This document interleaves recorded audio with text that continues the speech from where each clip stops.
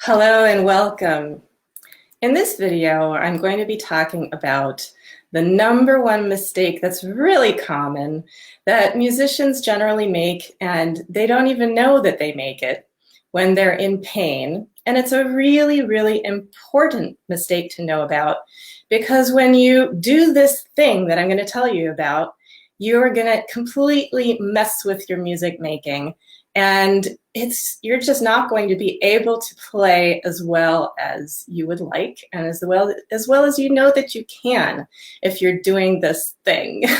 So in just a moment, I'm going to reveal this number one mistake. But before I do that, just want to say hello to everybody out there.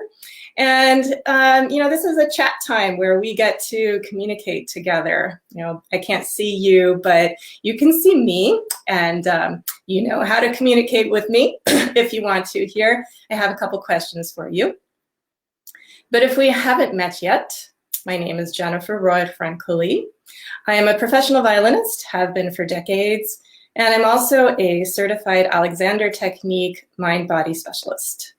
And I've taught at one of the best conservatories in the country, the Cincinnati College Conservatory of Music.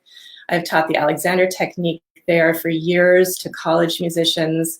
And now I teach exclusively online.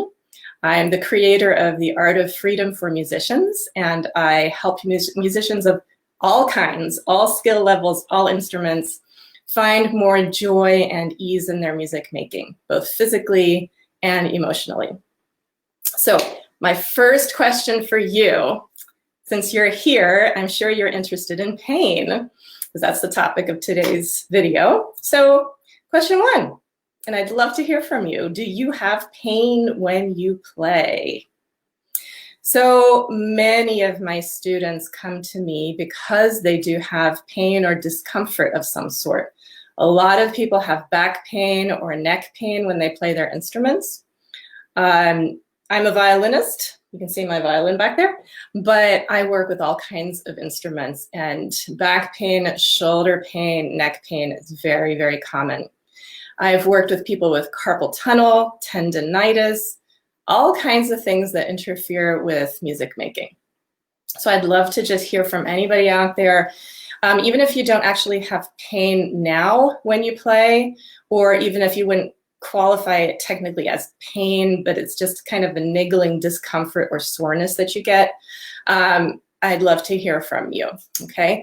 So it shouldn't have to be this way. And there are ways to get out of this. And I'm not going to get into too much detail today because I really want to get to this number one thing very soon. But I do want to say that I do think that people rush to medical interventions too soon. If something is really bothering you, I think it's a very good idea to go to a medical practitioner. However, many times people have surgery recommended to them, and I would just recommend that you look at all your options, before you do an intervention like that, which can have serious consequences, okay? So I'm not gonna talk about that anymore today. It's a huge topic that I deal with very often with my students, how to avoid medical interventions if at all possible, and how to get out of pain without that, and it is usually possible. So again, I'm not going to go into that anymore, but I do have a second question for you before I tell you what I think the number one mistake is that musicians in pain make. Question two is, and by the way, I just want to say hello to people coming on. I'm seeing Al from Italy, fantastic, and Jill is here. Yes, it is so nice to have an international community. So let me see where everybody's from. Even if you're on the replay, I'd love to, hear from you to know where you're all coming from. And you've got these questions here, so your answers are very, very valuable, and I love to read them. If I can't see them right away, I love to see them later. And if you've got questions, you can put them in there too, okay? So my second question to you, question number two is, if you do have pain, or if you ever did have pain or discomfort, soreness, whatever you want to call it, how do you react to the pain when you're feeling it, or when you're thinking about it even? How do you react? So I'm just going to give you a moment to consider that question for yourself. If you can remember a time when you were playing, or during a period of maybe getting ready for a performance, when you were practicing really hard and you were getting sore but pushing through it, I'd love to hear how you have reacted to it in the past. What is your habitual way or ways to deal with the pain? There are many ways that people respond to pain, and I'd love to just hear from you to see how you respond. How do you react? What's your habit? Okay, so I'm going to look at those responses when I get a moment. But now I'm just going to tell you, here's what I think the number one mistake is from many, many years of experience as a performer who does sometimes get sore. Even though I'm an Alexander Technique teacher, I also overdo it. I overpractice, or actually more true to who I am, I underpractice and then I overpractice. So my muscles get unused to playing, and then I expect them to be able to do everything. And so I know what it's like to experience pain and soreness and discomfort. I play in Apollo's Fire, that's the Cleveland Baroque Orchestra, and we often have 6-hour rehearsal days. So it happens sometimes when I don't practice that much at home, and then all of a sudden I expect my body to be able to practice it for 2-3-hour rehearsals. And as a violinist, and many of you may be violinists, we don't get much of a break, and especially in Baroque music, it's just play, play, play straight for 3 hours. And then we have a short, hour and a half break for dinner. And then we have to play 3 more hours, play, play, play. Well, the truth is, I just did this a couple weeks ago and I had 0 pain. So I have learned how to take care of myself. And that's what I'm going to tell you about after I tell you the mistake. But just so you know, as a professional, I have experienced pain. I used to have a lot more. I've learned how to overcome it with the Alexander Technique and being smart. But sometimes, I'm human. I screw up and I don't take care of myself as well as I could sometimes, and then I have pain. But I know how to get out of it. So number one mistake is how we react to the pain. And the most common reaction that is unhelpful is letting fear and worry run the show. So I'm sure everybody out here has had things happen, physical things, music related or otherwise, where suddenly something kind of goes wrong in your body, right? You know what I'm talking about, right? Yes, you've had an experience like that. Then what does your mind do? Typically, our minds react and they start going off into, oh my God, what if, right? We start projecting possible terrible outcomes into the future. Now, if you're a musician and let's say you're a violinist or pianist or cellist or a flute player, basically anybody who uses their hands, which is just about every musician, what if you hurt your hand? Okay, what if you hurt a finger? This happened to me one summer. I cut my finger when I was slicing chicken, right? I couldn't play for months. So that actually turned out just fine. My finger healed by itself and no problem. And it was during the summer. I didn't even have any gigs, or I had one and it got canceled and it was not a big deal. But if you're a professional musician, or even if you're a beginner and you're so excited about your music making, anybody out there like that? You get so excited and you need to be able to earn a living with your hands, and something happens to your hands, okay? What's going to happen to your mind? Where is your mind going to go? So I'm going to tell you why this is the number one thing to look out for, because the number one result of worry and fear and spinning off into that worry about terrible possible outcomes like, oh my God, what if I can never play my instrument before? It's like, you don't even want to think that. It's such a terrifying thought, right? If you are starting to think that consciously or unconsciously, or you're starting to say, well, what if I can never play my beloved instrument again? What if I'm not going to be able to make music with my friends anymore? What if I can't spend this time for myself at home as an amateur doing this wonderful thing that I found for myself? Well, it doesn't feel good, right? How does it feel? This is a question for all of you too. Question number 3. So I don't have a little red tag to put up there for this one, but question number 3 for you. And I love to see what you have to say about it. What's your opinion? No. Question number 3. How does it feel if your mind starts to spin off into fear and worry about your music making? Sorry, I have allergies, and oh my God, my nose is killing me. Okay, so here's an example. I'm having a physical thing going on here. And so, right now it's funny because I'm going to practice what I preach. If I started to go into fear and worry about, oh my God, I need to scratch my nose and my eyes, I would ruin this performance if I started worrying about that. And if I started over-focusing, this is funny, if I started over-focusing on my nose and like trying to scratch, then this would like be a disaster. Right? I would get so nervous and uptight about the whole thing that I would be sabotaging my performance here. Instead, as I'm noticing this pain, this terrible thing going on in my nose right now, I am consciously applying my Alexander constructive thinking to remind me that there are positive ways to respond to something you perceive as negative. Okay, and you can make lemonade out of lemons. So this happens a lot when I'm doing these live videos. All of a sudden, something happens, and this happens to performers all the time. The unexpected is going to happen. What if a string breaks? What if the person in the front row doesn't shut up, right?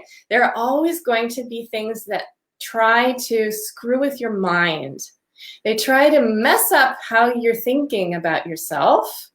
It's a self-esteem thing deep down, and fear of, what if I screw up? Then what are people going to think? Are they still going to like me? What if I'm not good enough? What if I mess up? Your mind can spin off into all that. And pain is one of the most potent triggers for negative thinking.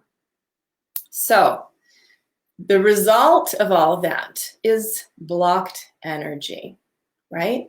So if I want for instance, I want to not experience my allergies as something that just takes over my life, which it used to. I used to have debilitating allergies where I could not function, total exhaustion for weeks and weeks at this time of the year. There is so much pollen outside my house that you go like this on the car and there's like green dust everywhere.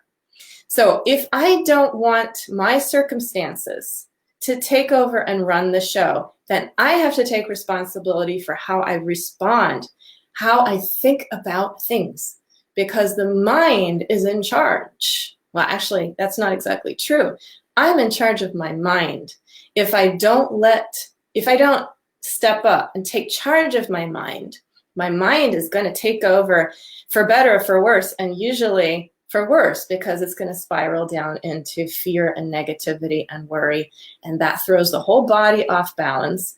And here's where it's really obvious that it messes up with your music making.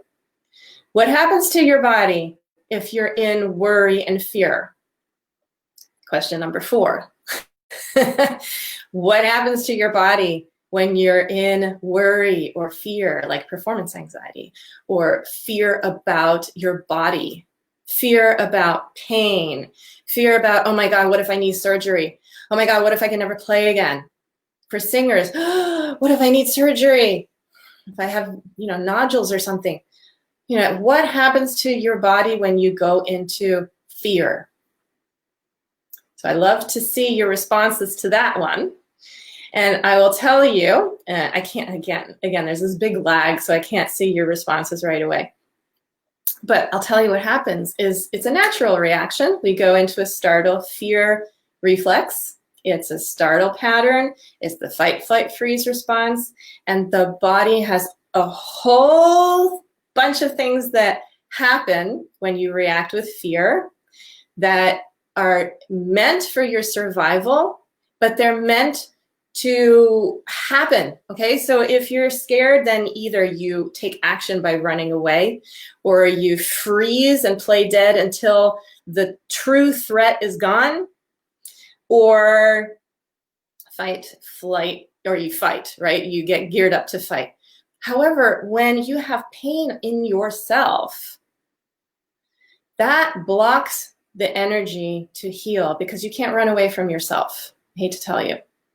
If you're experiencing pain, it's you. Something's happening in you. So that startle reaction is like, it's not helpful. It is blocking healing energy. Your system has the capability to heal itself for most things. You know, sometimes surgery is absolutely necessary and miraculous. But 9 times out of 10, people may think they need a surgery when actually the healing power is inside the self. But we're blocking access to it by how we think, right? So we need to have tools to take charge of the mind and notice when we're reacting to pain in a way that causes a blocking of energy.